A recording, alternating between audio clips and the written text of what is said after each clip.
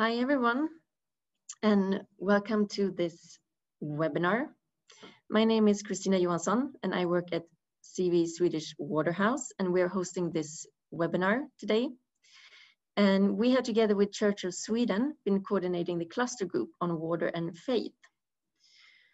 So the cluster group was initiated in 2018 and has gathered representatives from different faiths and organizations to discuss and learn what role water plays in different faiths and religions, and how these actors can contribute to a water-wise world. So we have had regular meetings addressing different themes relating to water and faith, such as human rights, peace and conflict, gender and climate change. So we've been working with inclusive partnerships to create a common agenda between different religions, but also between faith-based actors and organizations working with environmental issues.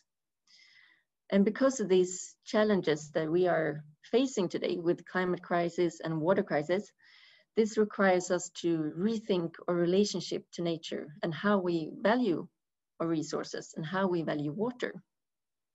So together, this cluster group has jointly developed a statement that calls for joint action to achieve a sustainable and just management of our water resources and the entire ecological system.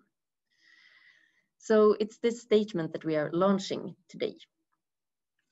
If you want to read more about the work that we've been doing in the cluster group or international network, you can find that on the Swedish Waterhouse webpage. We will post a link in the chat box here in this Zoom meeting.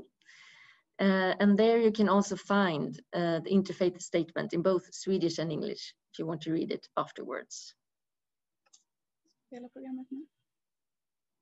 So I will be moderating this webinar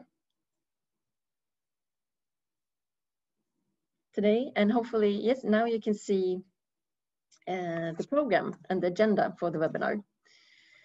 So we will have several presentations and a panel discussion with reflections from members from the cluster group, and then some concluding remarks.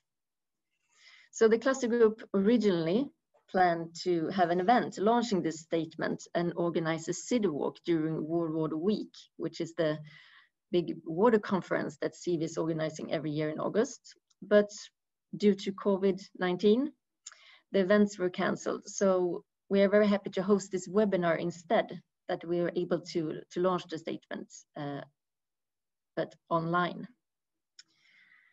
So today, since the time is very limited for this webinar, we have 1 hour. If you have any questions, please post them in the chat box in the Zoom meeting.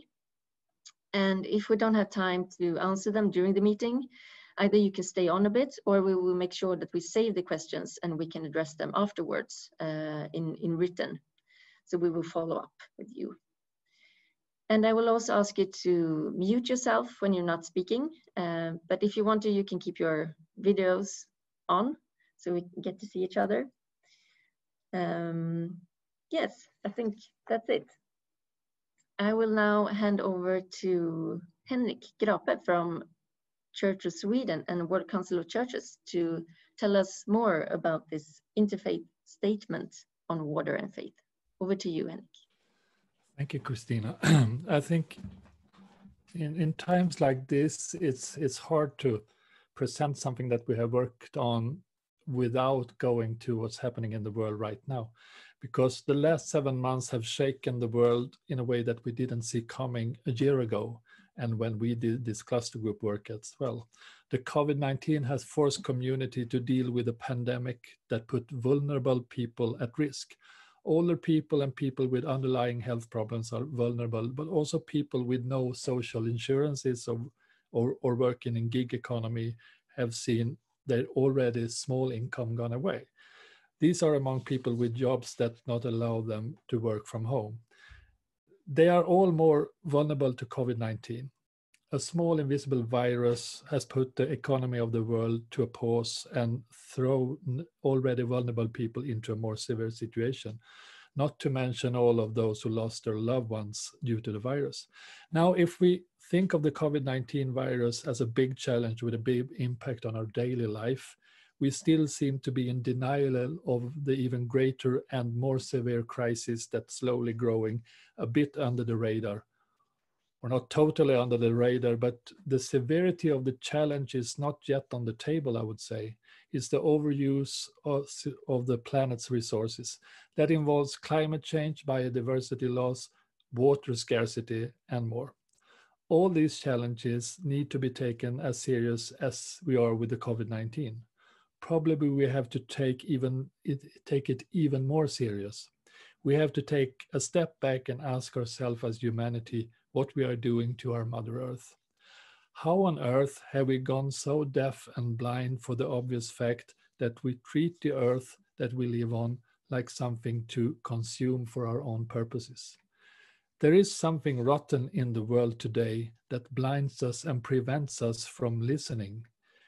There are many names of the rottenness, but the problem is that what prevents us from waking up and act differently does often come with very plausible arguments. Faith communities can and should help humanity to take a step back to reflect on where we are and where we want to go. Most of the faith traditions offers narratives of what it is to be human in this world and how we shall treat each other and the earth, so it sustains life for all. Water is a fundamental part for all life. The H2O molecule makes life possible. When astrophysics are looking into different planets, they are always looking for traces of water. I hope that we can look to our own home, the earth, and value the water we have and make it available for all and protect the fresh water for all. I think that a more spiritual or faith-based understanding of water is needed to mobilize us all to work for protection of water resources and to act for the right for water for all. When we as a cluster group on water and faith have gathered in Stockholm, we have learned from each other's traditions the importance of water. If we as people of faith in our everyday practice and understanding of what it is to be human and how we relate to the universe, including our own home, the earth, should be true to what we say, water must be treated as a gift that we share, a gift that sustains life. In the narratives of many faiths, water is often central, and in the practicing of faith, water is often used as a tool for symbolic spiritual cleansing and caring for the whole of existence. In the statement, we say, stories from our different traditions and the ethical understanding of water as a common good play a central role in protecting and influencing the way we value and use water. In our opinion, the origin of these threats can be traced to the lack of deeper awareness of the interconnectedness of all life and the lack of reflection on the consequences of our actions. Even if we are coming out of different worldviews and pray in different temples, we share a common understanding of water as a gift and as something that must be shared in a just way.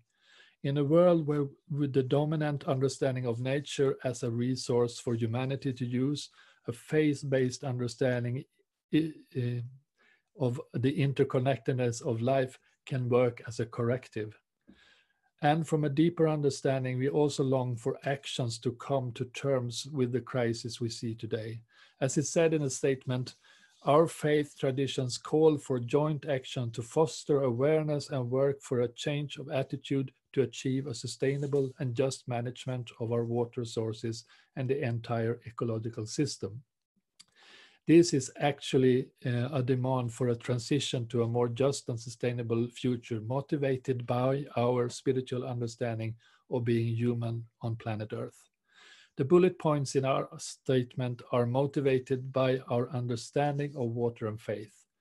We invite people of all faiths to go back to the wells of their traditions to find inspiration for a more sustainable way of life, it says in the statement. This is said to encourage people of faith to rediscover the treasure that we have in our different traditions to move us to act on water issues. We as humans are very often guided by our values when we make decisions on how to develop the world. Too often it is unclear on what base is for our decision. Very often it is based on economical values. And with an economy that doesn't pay attention to Mother Earth or non-economical values, decisions are often very short-sighted and bad for ecological sustainability. The statement said, "We call for all faith leaders in all faith communities to actively take part in a dialogue on sustainable lifestyles and structural change to achieve the SDGs." I think that people of faith, and especially faith leaders, are often silent in the discussion on sustainable lifestyles, and even more on structural change. In this urgent situation that we are in today, every part of human society must contribute to avoid the threats we see, especially when it comes to water and other planetary challenges. The statement says, "We call for a gentler lifestyle that reduces our ecological footprints inspired by our faith traditions. Yet this way of going back to the root cause of overuse and destruction of ecosystem, our understanding of the interconnectedness that faith traditions very often helps with a narrative for all of us." Statement said, "We demand brave decisions from decision makers to act for transformation to a more sustainable future by securing safe water access for all.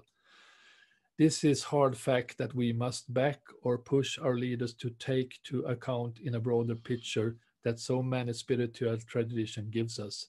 And I must also mention the importance of incorporated indigenous spirituality into our understanding of that interconnectedness.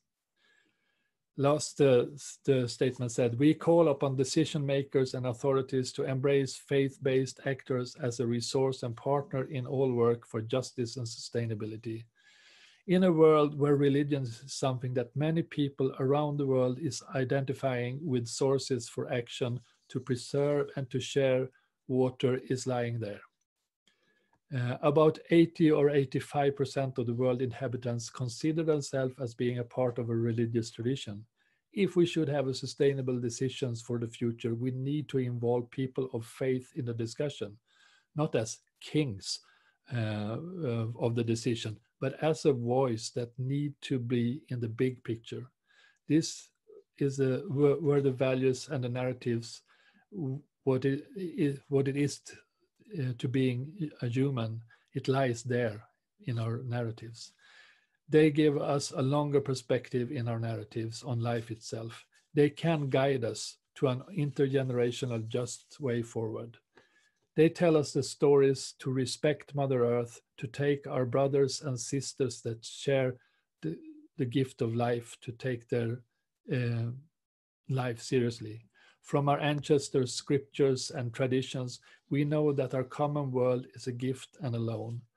We are caretakers, part of the web of life, brothers and sisters in a long row of life, connected to Mother Earth and all life.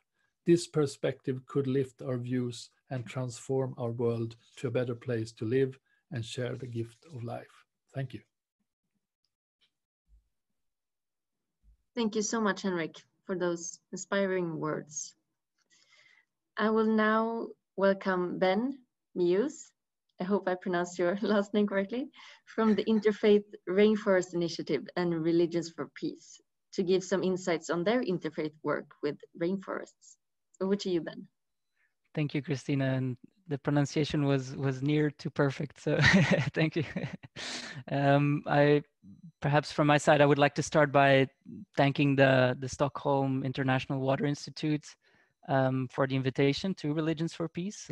Also thanking Professor Azakaram, the Secretary General of this global interfaith organization, for asking me to share some words on behalf of the Interfaith Rainforest Initiative, which is a flagship program for the Religions for Peace movement in terms of their commitment to safeguarding the environment, and which in fact has some commonalities with the work that you as a Swedish-based cluster group on water and faith are advancing. I would also really like to recognize and thank Reverend Henrik Grape for his years of active support and for being a partner from the beginning to the Interfaith Rainforest Initiative. In fact, he's been involved in this work of IRI a lot longer than I have, and he's an expert. But nonetheless, I will try to do my best to honor your commitment of the World Council of Churches as well, and the commitment of Religions for Peace, along with other interfaith partners like the Parliament of the World's Religions, Green Faith, the Yale Forum on Religion and Ecology, among others, by offering some words that I personally am able to share based on my observations. And I believe our shared observations as well in this important space and the intersection between faith and nature. This cluster group on water and faith, as I understand, serves as a platform to build bridges between the water community and faith-based organizations, and this with the objective to raise awareness and strengthen implementation for water governance, improved water governance. So in that regard, obviously a key element is to find pathways for a common understanding of what the moral and ethical imperative of protecting nature, in this case water, entails, and how to find ways of understanding one another, both from a scientific and a spiritual perspective. Now this, I believe, is not, it's hard, but it's not as hard as it seems. In fact, there's significant religious resonance when it comes to addressing these urgent, vital, pressing issues that we face as an international community and as a human family, and especially when it comes to the sacredness of our Mother Earth and our interconnectedness with nature, and the real crisis that we are in that regard. So at least that has been and continues to be the experience with the Interfaith Rainforest Initiative as well. In 2017, at the Nobel Peace Center in Oslo, under the auspices of King Harald of Norway, we officially launched the initiative, and which I assume Reverend Grappe attended. I watched it through a virtual means afterwards, but nonetheless was able to learn a lot from it, and I saw it brought together high-level religious leaders from all over the world, together with renowned scientists, academics, leading NGOs, United Nations, and perhaps most importantly, indigenous peoples. And indeed, what we found among this diverse group of stakeholders is that within this huge diversity of people from different faiths, cultures, geographies, lines of work, there is really a universal understanding of the moral and ethical imperative to protect our environment for the sake of our very survival, but also to respect that what has been given to us and to restore our balance with the natural world and its creator. In Oslo, then it became overwhelmingly clear that there was a real traction and willingness of the world's faith traditions to engage in the fight against tropical deforestation, and that the scriptures and religious teachings actually provide a basis for the active involvement and stewardship of religions to care for our forests.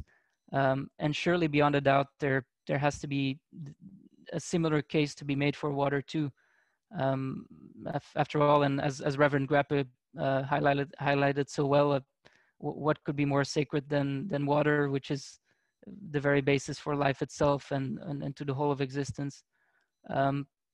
So since then, we have replicated similar events in 5 different countries: Brazil, Colombia, Peru for Latin America, and then the Democratic Republic of Congo in Africa, and Indonesia and Southeast Asia. Also bringing all these different stakeholders together at a national level to discuss the science and the theological underpinnings of the imperative to protect tropical rainforests, but also to protect their indigenous guardians. In that regard, it's very important to mention that we almost hold it as you could say a conditio sine qua non, an essential part of the work, that indigenous spirituality is recognized as equal to the spirituality of the world's religions, that they be considered as equal partners in the fight, well, in our case, in the fight against deforestation, and whose voices must be heard and uplifted to inform us, and their rights have to be respected. There's many reasons for that, which I shouldn't fully elaborate on here, but this is obviously very, very important. And as Reverend Grappa mentioned, I also believe the incorporation of indigenous spirituality may also be an important element for this work on water. And I would think that the indigenous Sami people would have an important contribution to make. So of course would encourage their representation as well in this cluster group. In any case, we have been very encouraged with what we have seen. Each of the events of IRI, which IRI is Interfaith Rainforest Initiative, each of these events held nationally, but also internationally, have led to powerful statements of solidarity with indigenous peoples by religious leaders who historically have a difficult relationship, and also very progressive commitments where by religious leaders and institutions actually commit themselves to educate and rally their communities and places of worship, but also to lend their spiritual and political influence to ask governments and ask the private sector to be more responsible and more bold in their commitment to protect tropical rainforests. One example at the global level has been the 10th World Assembly of Religions for Peace in Lindau, Germany.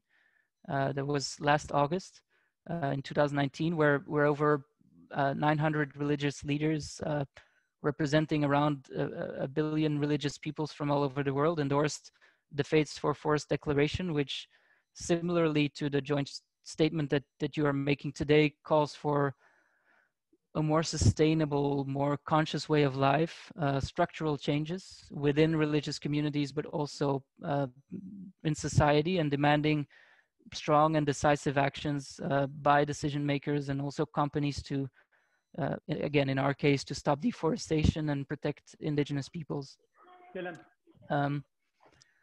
This all to say that the efforts made by the Swedish cluster group on water and faith are truly very important, especially in current times where water resources are becoming scarce and are increasingly threatened. So statements like the one made today offer a good basis for common action, and surely there has to be and there is much resonance on this issue with and within faith traditions. In fact, in 2017, there was the Pontifical Academy of Sciences in the Vatican also held a seminar, I'm sure many of you know, on the human right to water as a kind of interdisciplinary study on the central role of public policies in water management and the management of environmental services. And there also Pope Francis made some very interesting and alerting remarks. And so other entities are also definitely on the same wavelength with you on this. And perhaps with that, I'd just like to thank you for the opportunity to share. I hope to learn from you. The floor to our capable moderator, Christina, and I look forward to hearing from all of you and space to share some words. Thank you so much, Ben. It was really interesting to hear from your work and your experience with the Interfaith Rainforest Initiative. Thank you for participating. So we will now continue with a panel discussion with reflections from members from the cluster group on water and faith. So they will be sharing insights on why it has been important for them to be part and engage in the cluster group. And we will also address some challenges and next steps. So I will start with introducing Beatrice Johansson from Agera Volontärerna, the Network for ACT volunteers in Church of Sweden Youth and ACT Church of Sweden that has been engaged in the cluster group work. So can you please tell us why you and your organization are engaged in the cluster group and why you think it's important to address water issues? Hello, my name is Beatrice Johansson. Our faith is our driving forces, and we act locally for global justice, and we want to be a change maker. I'm engaged because some years ago I volunteered at the World Water Week with SIWI, and I learned about the water issues from a global perspective and how many solutions that already exist that needed to be implemented and scaled up. One thing that everyone said was we need to collaborate to reach our goals. This because of water is a common resource. So when the opportunity arose for an interfaith network for water, I could see the value of acting and participating in this. Thank you. Thank you, Beatrice.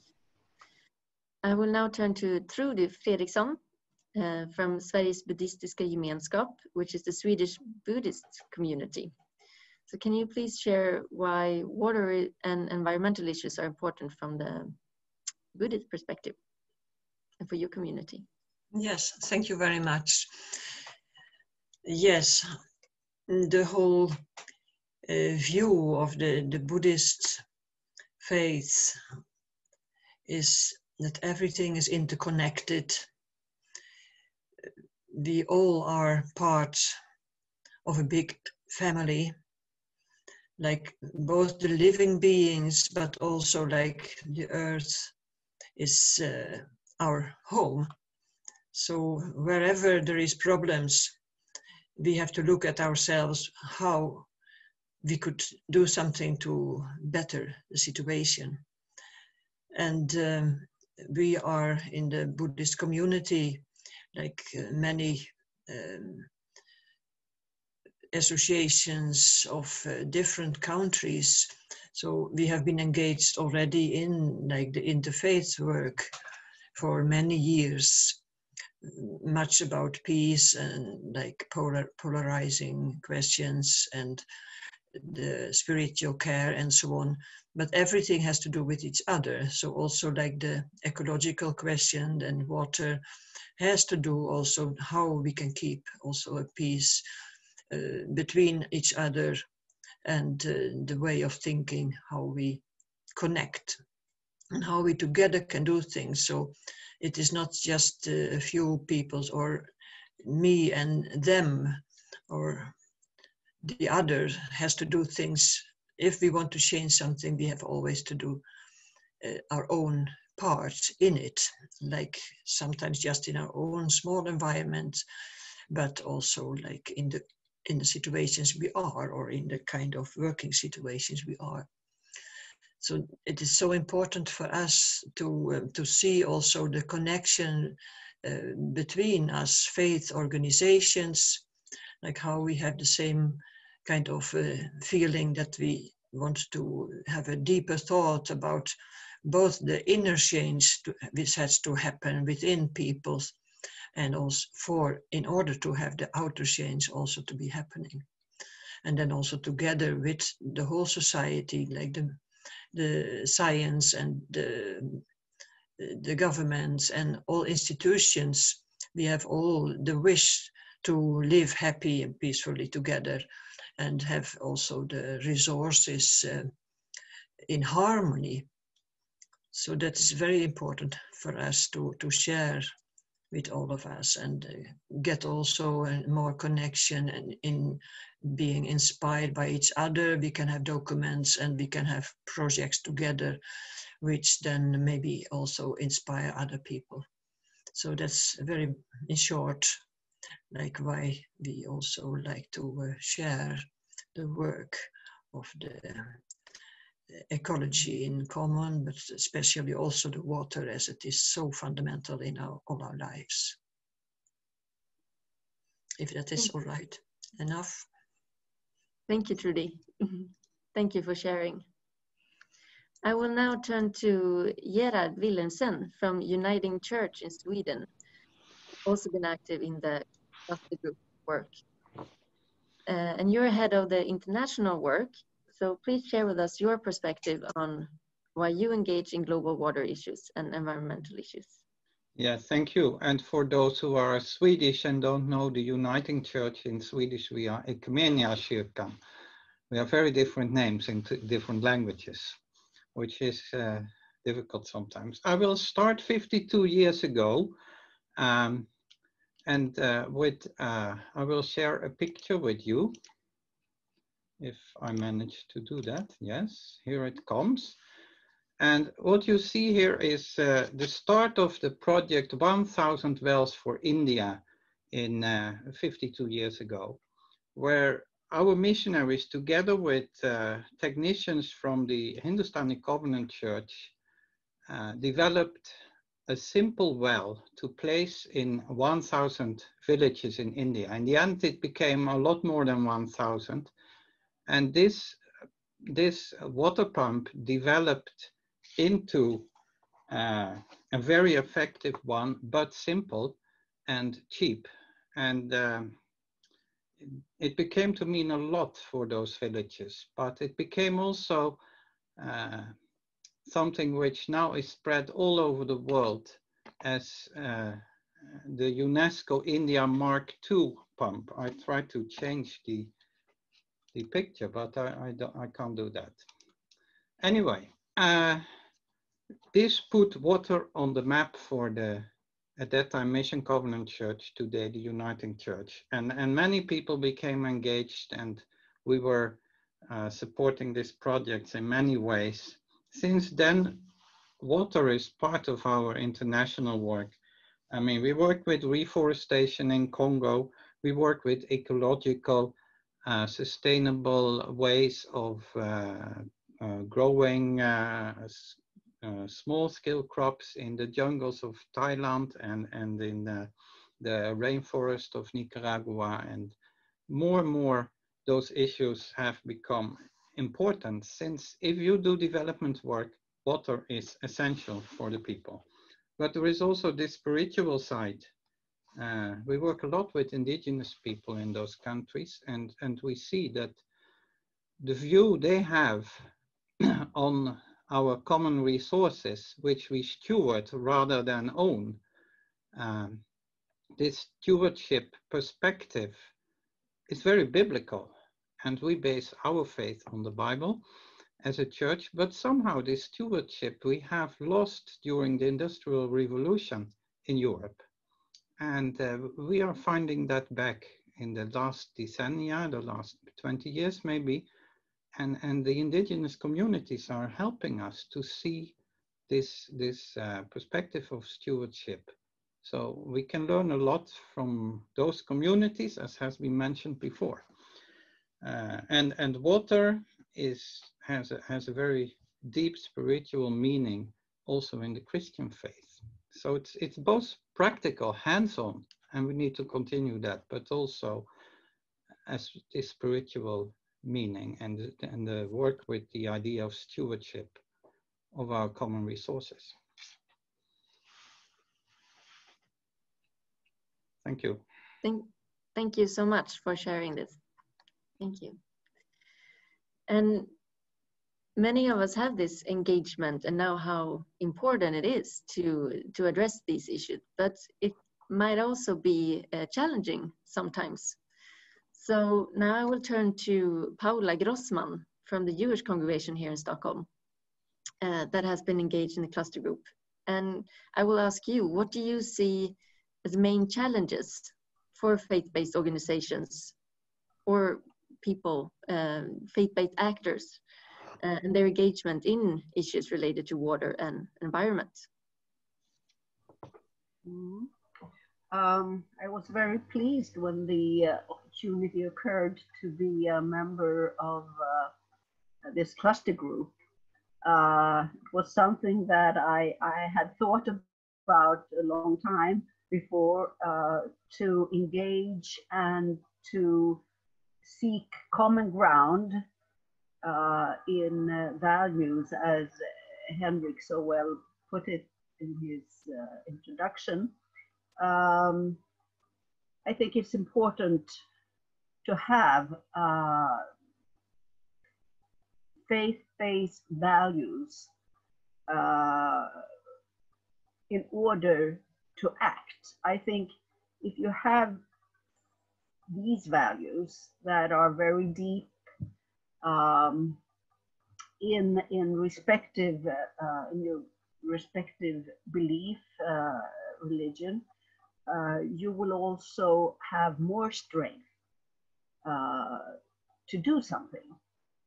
And if we find among us that we share these values, we can also act together, which we've done now on a small scale.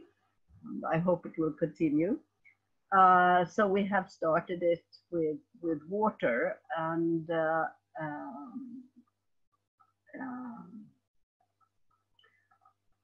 water for us in the Jewish religion is very central. In Buddhism, it's essential in another way. For us, it is because there is a scarcity in the Holy Land, in Israel. It was always scarce. So the agricultural year evolved around water to make sure there is water. With no water, there is no life. So we do have a lot of prayers and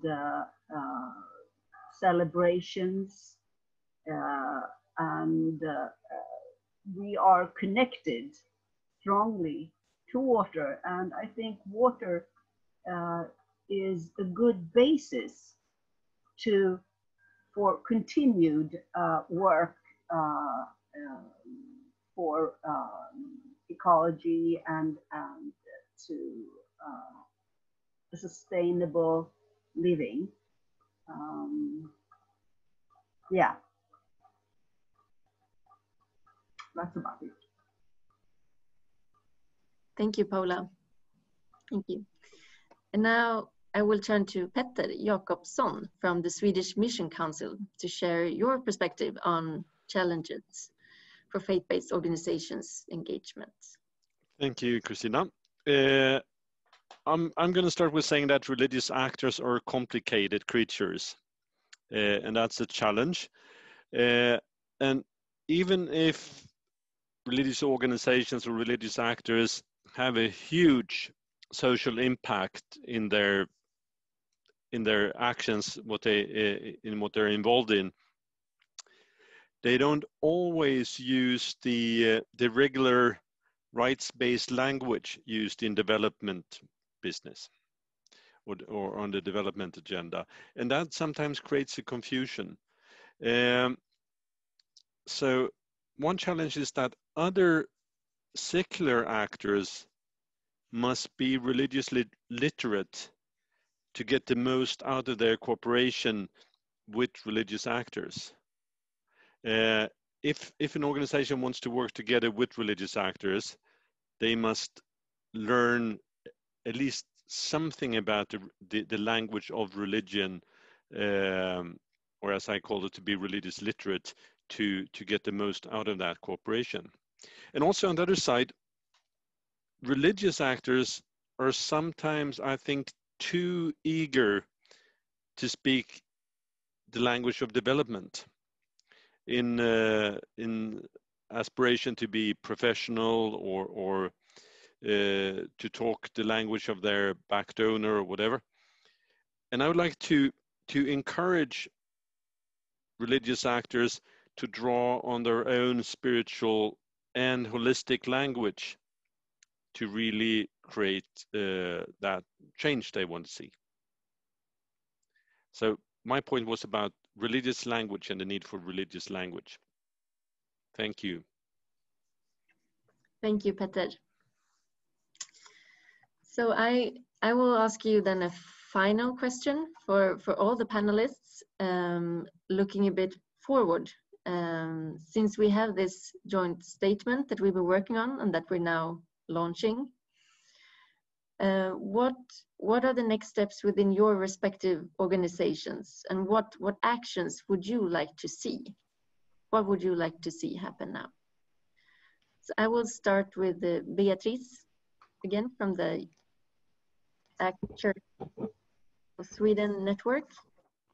Yes, so from my background as an ACT volunteer concerning to the joint statement, I think it is important to start communicate and create awareness in our own context about what we want, what we have done, where we are now, and what we need more of to create the most impact.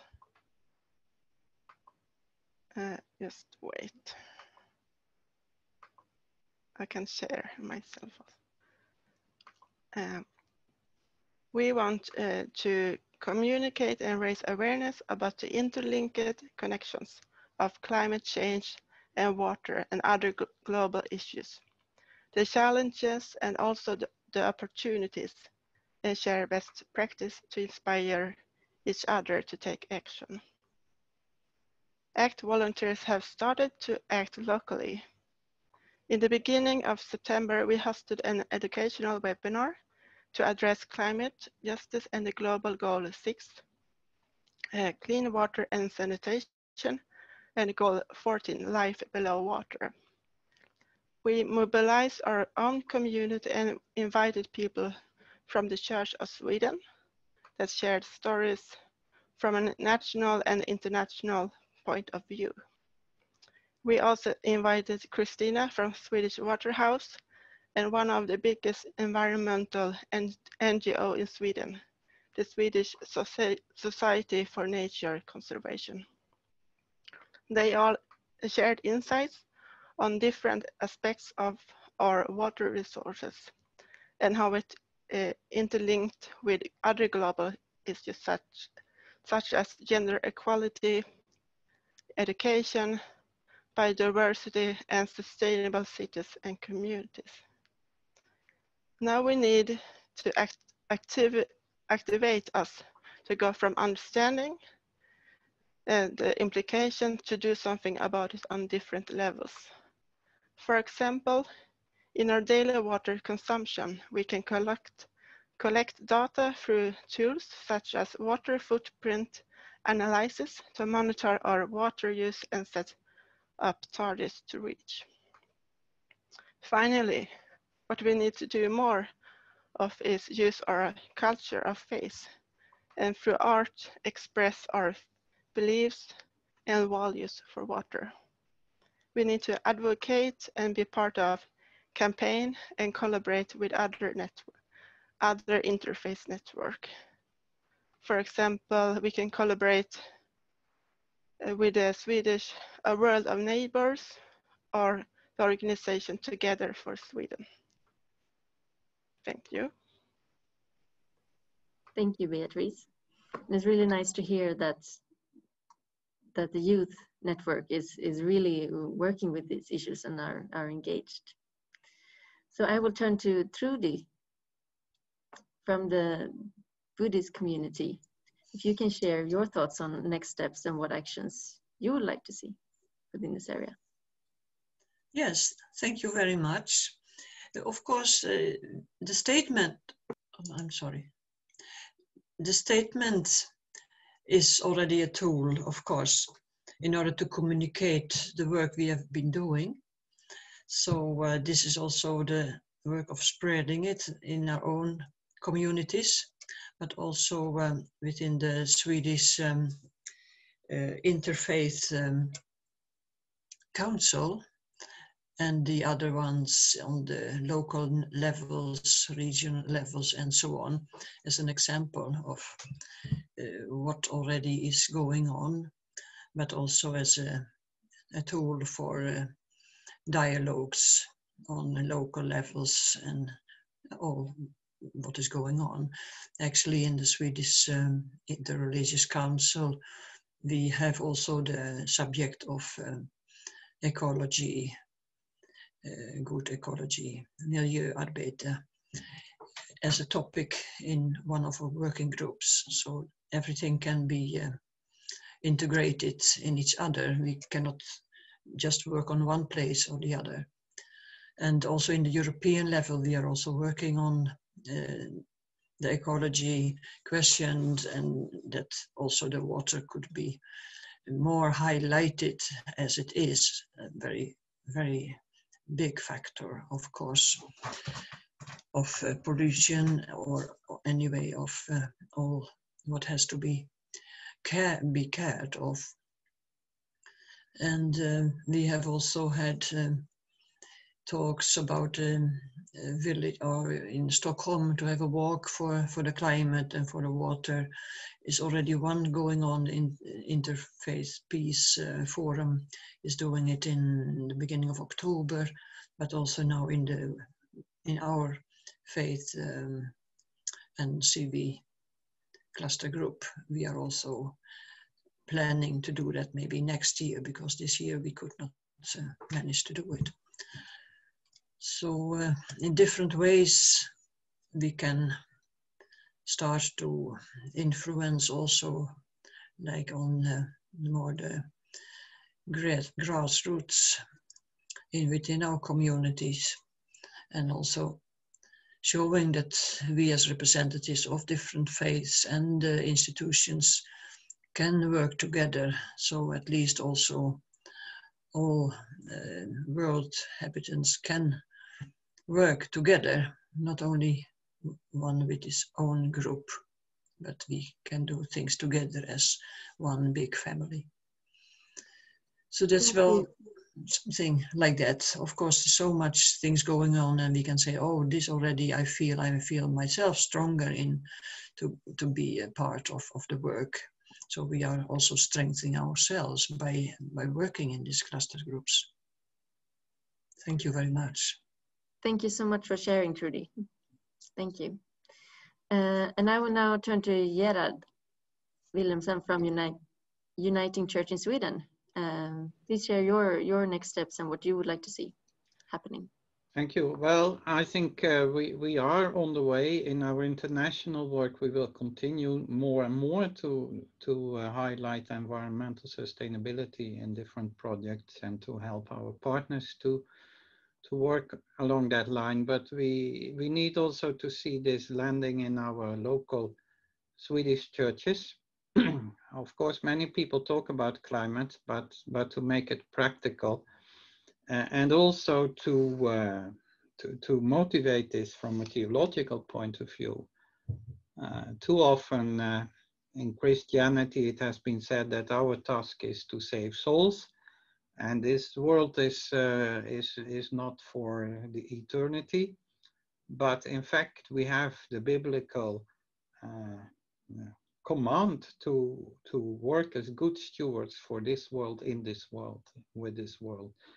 And there we can take, as I said before, good help from indigenous theology, indigenous communities. So I think we need to, as Peter said before, we need to be bolder in using our own religious or theological language when we try to reach, so to say, our own communities, and at the same time stimulate our local churches to take part in the society debates on those issues, and to show that as churches we want to be in the forefront of this struggle and not somewhere in the back.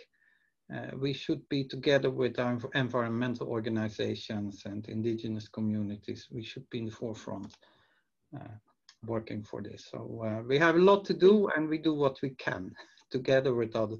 And as I said in the mingle to someone, here we have common ground with people of different faiths. Many times we are struggling amongst our different faith communities, but here we have common ground. Here we can join and do something good together for our planet and for humanity.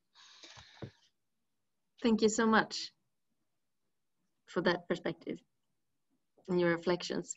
Thank you. I will now turn to Paula to share, and we have about 5 minutes left before we have the keynote concluding remarks. So I will speed you up a little bit. But over to you, Paula. Okay. Okay. I shared a picture with you here. I think you see it. Yes, we can see it. Yeah. Okay. This is the mikveh in Stockholm. A mikveh is a ritual bath. Just to show you the bit more hands-on water. I think we, for our concern, we need to act very much locally in our congregations in Sweden to raise more awareness about the connection between our faith and the needs of sustainable ecology. So this is a task which is important, and I do hope it will result in the rabbis being more knowledgeable and to give sermons about importance of saving water. Now, saving water in Sweden is not a big issue, but the understanding of saving and the connection to Israel, there you have the example of that it is important, and also maybe to find support for sharing water. A lot of Jews support Israel and give money for water and tree planting, and I hope there will also be support for sharing water among in the region, and things are happening there, and maybe the Jewish congregations can be part of that. And I hope we can also broaden the perspective from water to other areas. Very practically with water, as Trudy also mentioned, is the water footprint of all our consumption.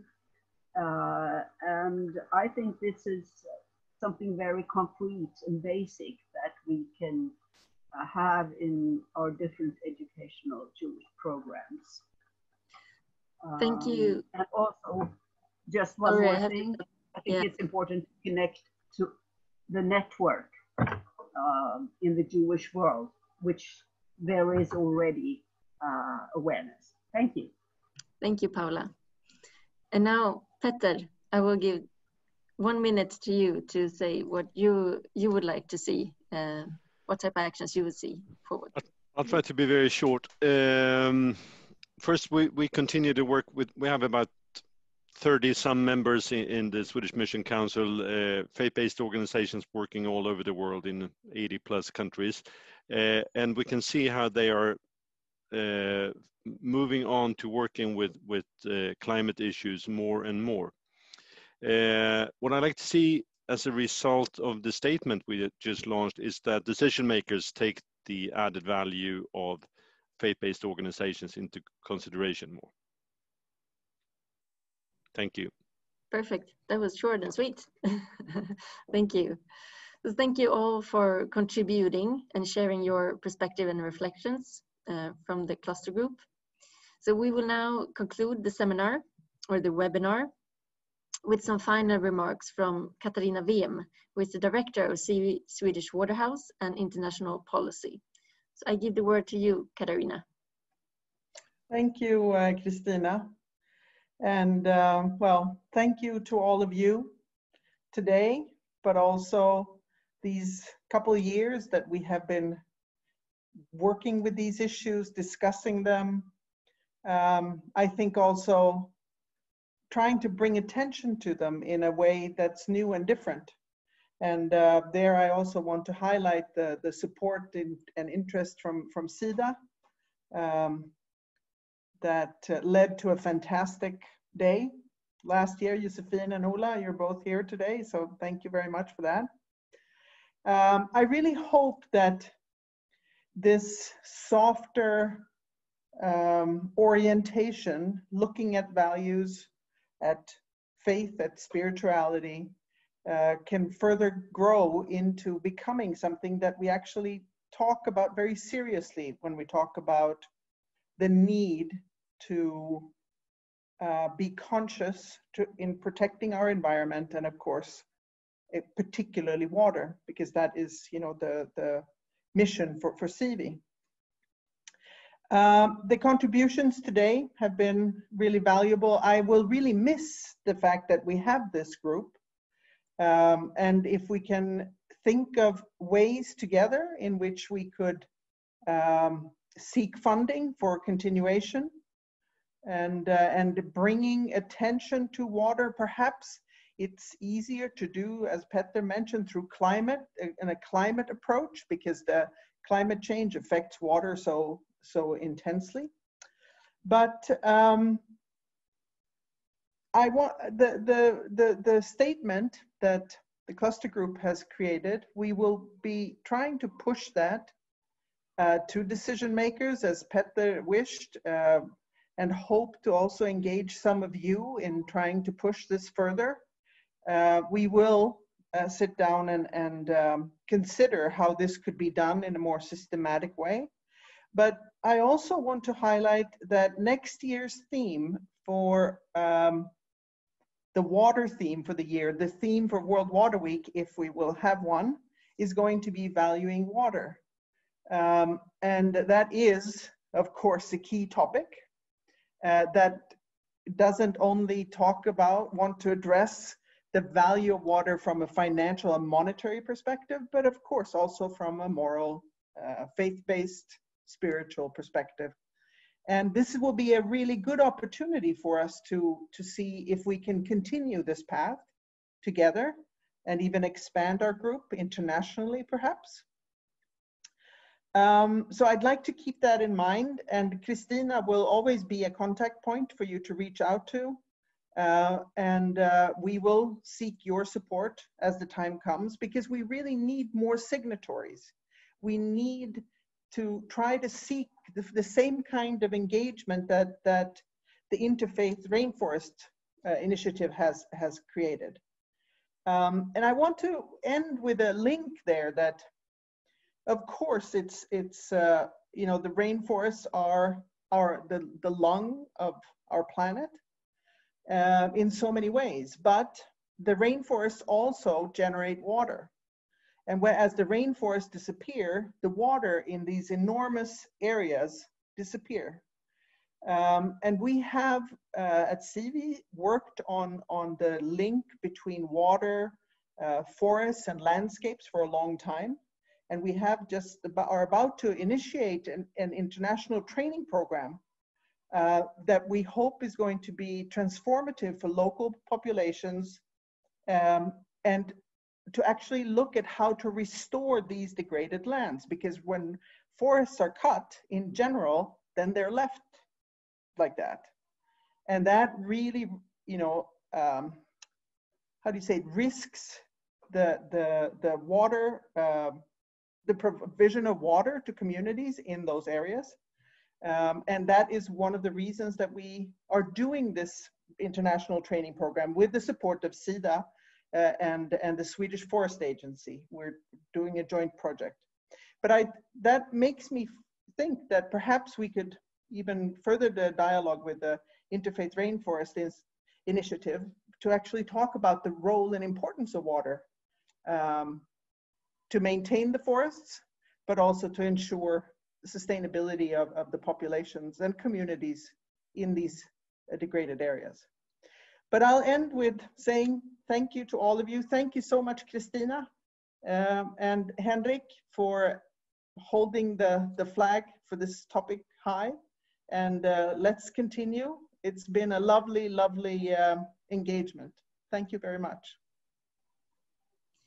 Thank you, Katarina, for those concluding remarks. So since it's 4 o'clock now, at least here, I would now like to thank all the speakers so much for for participating, and all the participants that are listening as well. I'm very happy that you could join us. And if you have any questions or if you want to follow up, as Katarina said, you can reach out to me. And please also visit our webpage where you can find more information about the Interfaith statement and the work that we've been doing. So before you can leave this meeting, before closing down this window, we will ask you to respond to a short survey. It will take you maybe 2 minutes maximum. So we will launch this as a poll in this meeting to give us some feedback on the work that we've been doing and how we can continue forward. So with that, thank you so much all for participating, and I hope I will see you somehow soon again. Thank you.